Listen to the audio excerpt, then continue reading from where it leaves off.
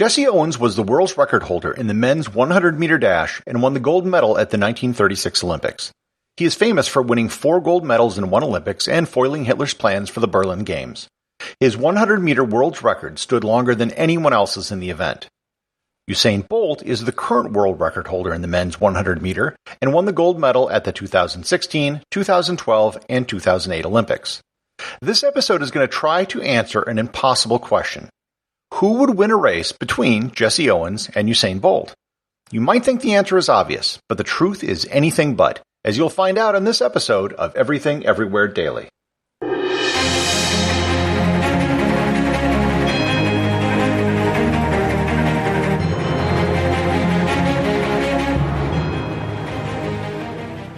This episode is sponsored by G Adventures.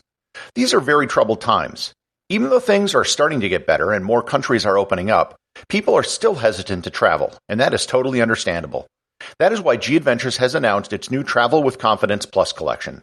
The Travel with Confidence Plus collection are 37 tours in 27 countries that have increased safety and sanitation protocols to protect you and other travelers. These tours will have smaller group sizes, private transportation, and cheaper options to get your own room, as well as more personal space. G Adventures has also earned the World Travel and Tourism Council's Safe Travel stamp for their health and hygiene protocols and has implemented the Adventure Travel Trade Association's COVID-19 health and safety guidelines. The Travel with Confidence tours are available for booking today and will be departing from October 2nd, 2020 to the end of 2021. For more information and to book your tour, click on the link in the show notes.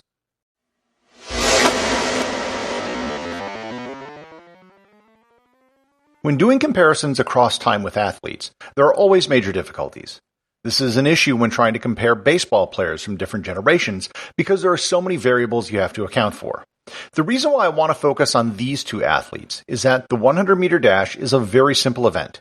You run quickly over a short distance, and that's it. So it should be relatively easy compared to other sports to do a temporal comparison between two athletes.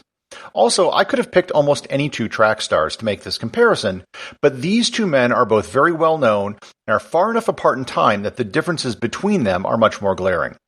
So with that, let's start the discussion with their personal best for each athlete. Jessie Ownes' personal best in the 100 meters was 10.2 seconds, which he set at the NCAA Championships in Chicago in 1936.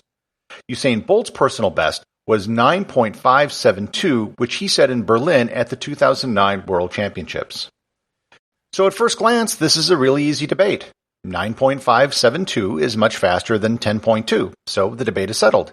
If their personal bests were run during the same race, Jessie Ownes would have been 14 feet, or 4.2 meters behind Usain Bolt when he crossed the finish line, which is a huge difference in the 100 meters. Jessie Ownes couldn't even qualify for the Olympics with a time like that today. If only it were that simple. There is a lot you have to consider when evaluating these times, especially the conditions which Jessie Ownes had to run under. Let's start out with a meta-level comparison with the conditions they had to work under. Back in the 1930s, training regimens weren't very sophisticated. The science behind achieving optimal human performance was really more guesswork than anything else. Jessie Ownes was attending college at Ohio State during the peak of his athletic success. While he was competing for Ohio State, despite unquestionably being the best athlete in the country, he did not receive an athletic scholarship because of his race. In addition to taking classes and training, he had to work a part-time job to pay for school. He also was not allowed to live on campus because of his race, so he had to spend a good deal of his day going back and forth between his home, work, and campus. When the team traveled, Jessie wasn't allowed to stay or eat with them.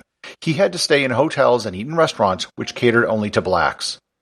In the 1930s, won amateur status was taken very seriously. You couldn't make as much as $1 in endorsements or for taking part in any athletic competition, even if it wasn't in your sport.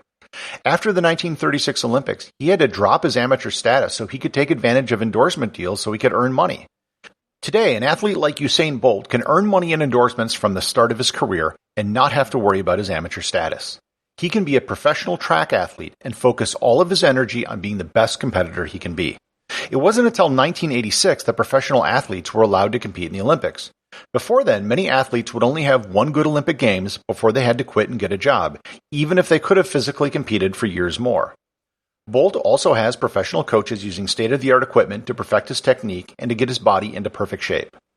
So before we even begin looking at specifics, we can see that Usain Bolt was able to train at a higher level and had an entire career where he was able to focus on nothing but track and field, whereas Jessie Owens really had to treat athletics like a part-time job, with a great many other difficulties and social obstacles he had to overcome. Next, let's look specifically at the conditions they had to run under. We'll start with the track itself. The tracks that Jessie Owens had to run on back in 1936 were made out of cinders. Cinders as in what is left over when wood is burned. All tracks at the time had a cinder surface, and they were used at every Olympics through 1964.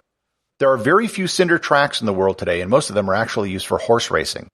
The problem with cinder tracks is that they absorbed a lot of energy, robbing runners of speed.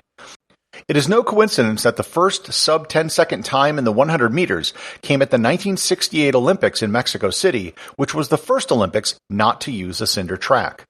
Today's tracks are modern synthetic creations designed to let athletes run as fast as possible. If you've ever been on such a track, you've probably noticed how much energy it gives back. It's like running on a rubber surface. Experts have estimated that the difference between running on cinders versus running on a synthetic track is about 1.5 to 2%. Just the track alone would have shaved 0.2 of a second off of Jessie Owens' time, bringing his personal best down to a flat 10 seconds. Next, we have to consider that Jessie Owens didn't use starting blocks. Owens just missed the starting block revolution in sprinting, which started in 1937, the year after his gold medal. It was then that starting blocks became mandatory so that everyone had an equal start. Owens carried a gardening trowel with him that he used to dig small holes in the cinder track for his feet. In fact, he had a lucky trowel that he brought with him to all his track meets. These holes were his starting blocks. Digging these holes was no small thing. How far back you dug the holes, how deep you dug the holes, and how compact the cinders were in the hole would have an enormous impact on your final time. Estimates I've seen said that over a distance of 100 meters, the lack of starting blocks could add anywhere from 1/10 to 2/10 of a second for an elite sprinter. Finally, we have to consider the shoes they were wearing. Usain Bolt has an elite contract with Puma, who has engineers working on creating the highest performance running shoe in the world. Jessie Owens did wear top shoes for his time. In fact, Adolf Dassler, the founder of Adidas, reached out to Owens before the 1936 Olympics to give him shoes to compete in because he wanted to grow his new company. Owens wore a pair of handcrafted leather running shoes with extra long spikes. And it also should be noted that Adolf Dassler at the time was a card-carrying member of the Nazi Party. Even though Owens wore 1936 state-of-the-art shoes at the Olympics, they were still a far cry from athletic shoes with rubber soles, which would be developed decades later. How much of a difference do the shoes make? It's hard to say, but you could be talking about another 1 to 2/10 of a second. There are also other miscellaneous things that can make a difference with speed. Today, all of the timing is done electronically. Usain Bolt world record time was measured down to the thousandth of a second using computerized systems. Jessie Owens' time was done by hand using a stopwatch.